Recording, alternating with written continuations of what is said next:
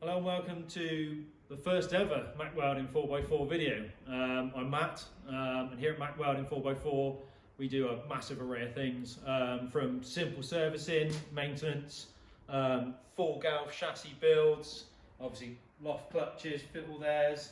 We'll do restorations, custom builds, engine conversions, pretty much whatever you can think of, we basically do that. For this video though, we're going to be concentrating on this, which is a 1995 Discovery 1. Obviously, this one's with a bit of difference.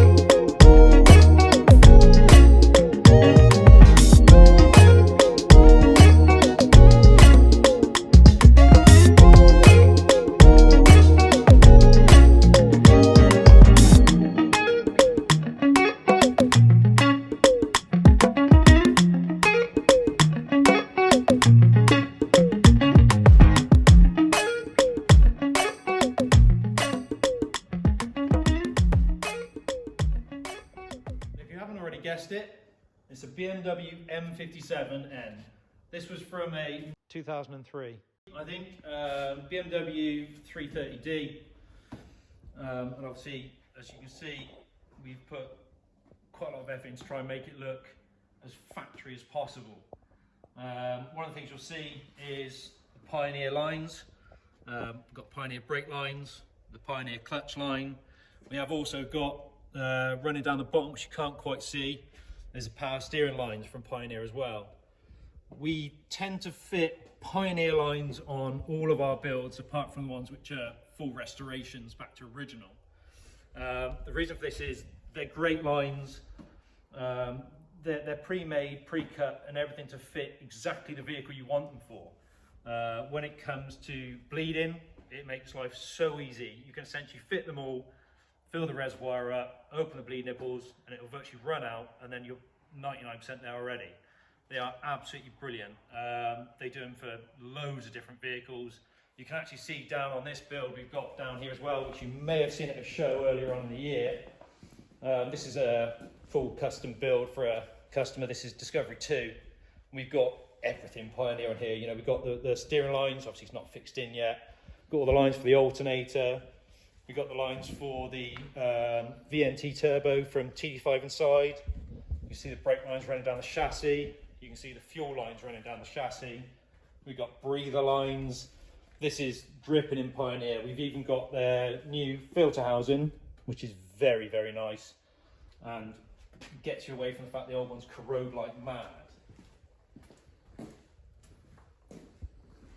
So if we come back up here, one of the other things you'll see is the problems with these ones, especially in the Discoveries when you fit them, the problem is always the heater pipes. Matrix is this side, and the pipes from the engine for the Matrix are on the opposite side. Lots of people just run pipes straight over, you know, a bit of flexi pipe, anything. It works, there's no denying it, but we just thought we'd do something different. So this is essentially a prototype of how we're going to do them in the Discoveries from now on. I say prototype because there is a joint in the middle where we've had to adjust the length. But the new ones will be CNC bent right. So it kind of sits there quite neatly, it's all angled about right, and it solves that sort of horrible issue of pipes just randomly sort of floating over there. And then for this build, the customer already supplied the radiator and intercooler. I think this was originally designed for Defender, but because he already had it, he said use that. So we've incorporated it into this build. It actually fits quite nicely. Obviously the pipework sits in there quite well. And the fans are obviously all linked in as well. They're on a two-stage fan switch. All of this is linked into the original wiring into the loom. So it's all kind of tucked away and quite hidden. One of the other issues we find with the BMW is this pipe that goes across the front of the engine here. It's always got, I mean, some people use it, some don't. We don't, because we like to try and keep it as original as can with the original header tank. But the pipe has to be blocked off.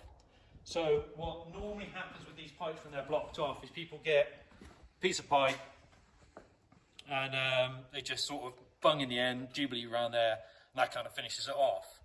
Obviously, we didn't really like that idea because it doesn't look particularly clean.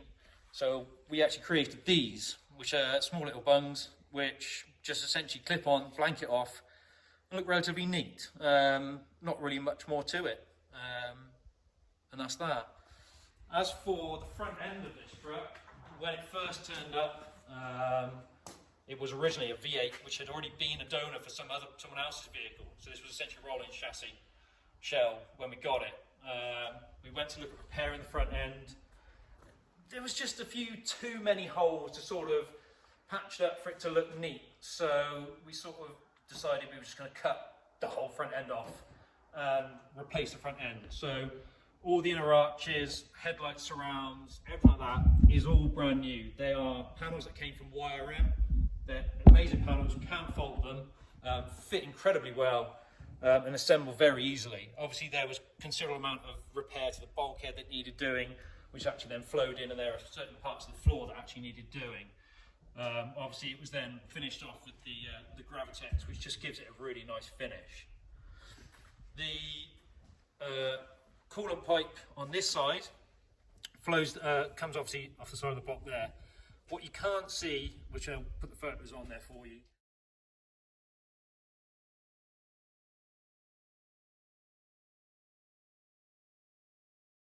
the original plastic one won't allow for any temperature senders or anything because it's just not how it's designed.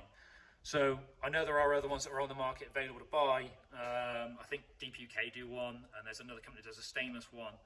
We obviously create our own stuff here, so we made our own up. This one houses the fan switch, which is, we'll show you where that's located, the actual controller. And it also houses the original temperature sender from a 300 TDI, which matches in with the original 300 TDI clocks that are in there now.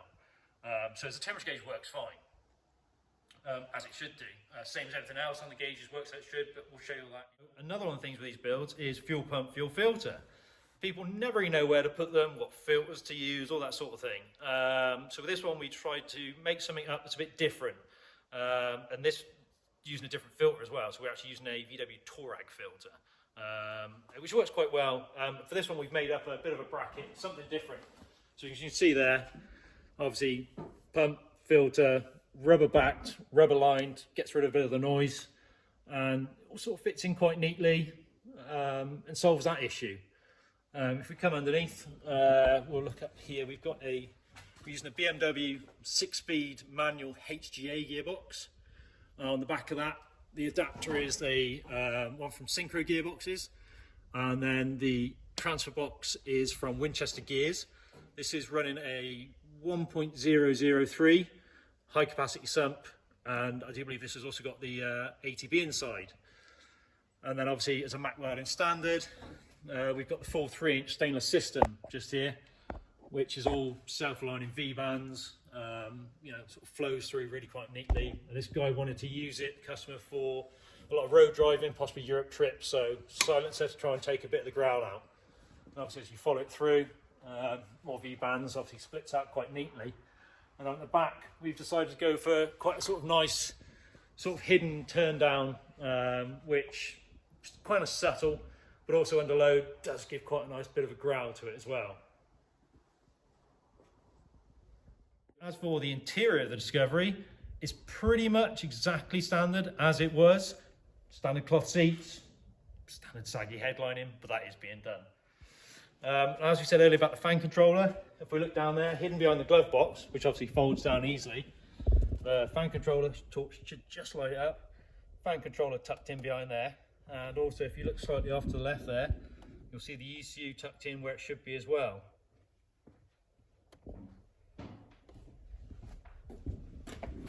Now the ECU was deimmobilized and other bits and pieces deleted as it should be. It was all done by House of Torque. We use House of Torque for all of our ECU work and for their looms and adapters on certain vehicles as well. Brilliant stuff. Great customer service, never had any issues. So if you're looking at doing the conversion yourself, highly recommend going to see them, speak to them. They'll definitely be able to help you out with the parts that you need. As for the driver's side, as you can see, it's all pretty much exactly how it was, standard, even down to the pedals. It's all as it was. The clocks all work as they should do. You know, obviously temperature gauge, rev counter, speedo, fuel gauge, everything works as it should. You will notice the only difference we have got in here is the shifter knob.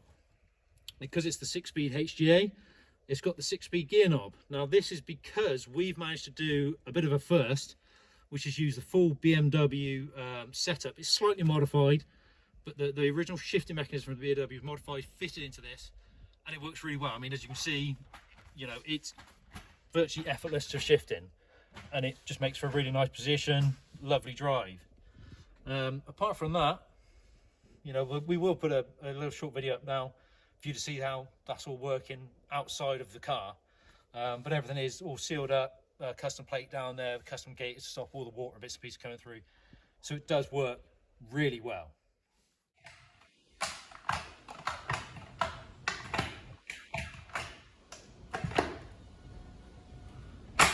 That's it for this video. If you want to go and check us out on social media via Facebook or Instagram, take a look at some of the other bits and pieces we've done, builds from the past, etc. Also, if you'd like to see any more videos from us, obviously comment down. We could do a video of the rolling chassis you saw earlier, the TD5 one, as a finished build.